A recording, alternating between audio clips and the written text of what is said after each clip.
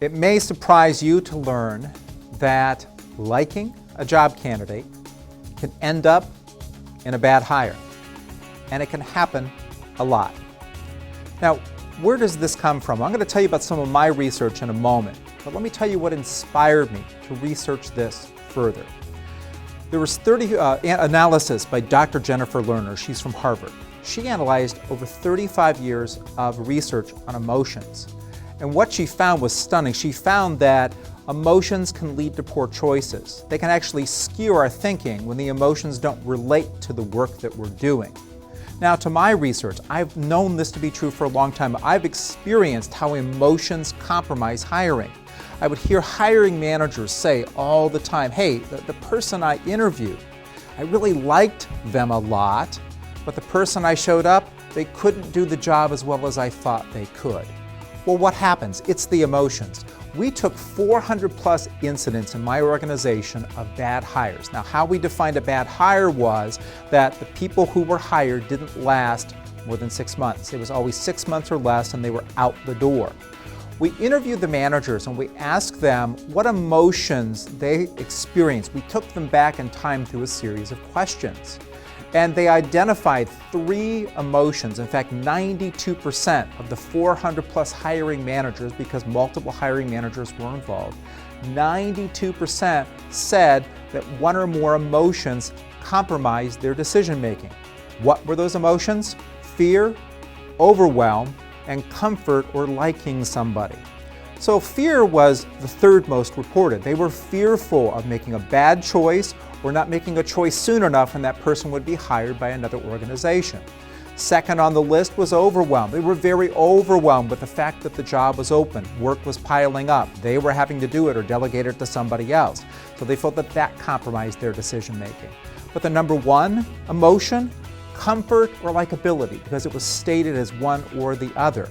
They said, I got really comfortable with that person in the interview. I got comfortable early, or I liked that individual. And when they traced back that emotion and the questions they asked, they acknowledged the same thing each time. They weren't as rigorous at their questioning once they became comfortable with somebody.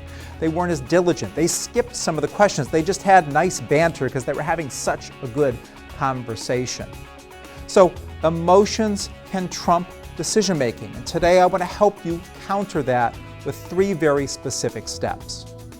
What we're going to do in these 3 steps is take the emotion out of the hiring. And step 1 is that we're going to do things together, not alone. You know, if you're the hiring manager that this position reports to, you've got a vested interest. And you're not totally objective when you have a vested interest. So this is why we need to do things together, not alone. You need multiple people in the room with you. I'm a big fan of group interviews for this reason, because your vested interest skews your thinking, your emotions skew your thinking, but other people are more objective, especially if you draw from other departments, other colleagues. So together, not alone, is the first way we can take the emotion out of hiring. Now, the second step we can do is we can focus on facts, not feelings. If you think about hiring, it's kind of like dating. You know, it's an emotional investment. We're getting to know somebody, we're trying to figure out whether we like them. And listen, likability, there's a place for that because we do have to spend time with people every day. But feelings are not facts. Feelings don't tell us whether or not somebody can actually do the job. We may like being with them every single day, but that doesn't mean they can do great work. So in your interview process, you need factual evidence, proof that they can do the work that needs to be done. So rather than talking about doing work and just having a nice touchy-feely experience, look at facts. Have them do sample work, for example, to demonstrate that they can actually do the job that needs to be done. And now on to step 3.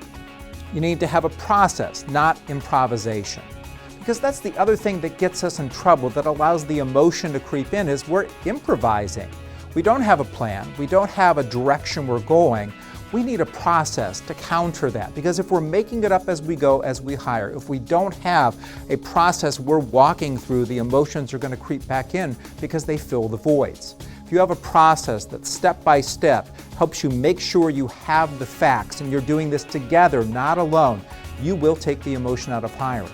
And it's not that this becomes a sterile process where you no longer care, you no longer feel. You're simply making sure that those emotions that can counter strong decision making don't come into play or come into play as much. Instead, you're basing your hires on factual evidence.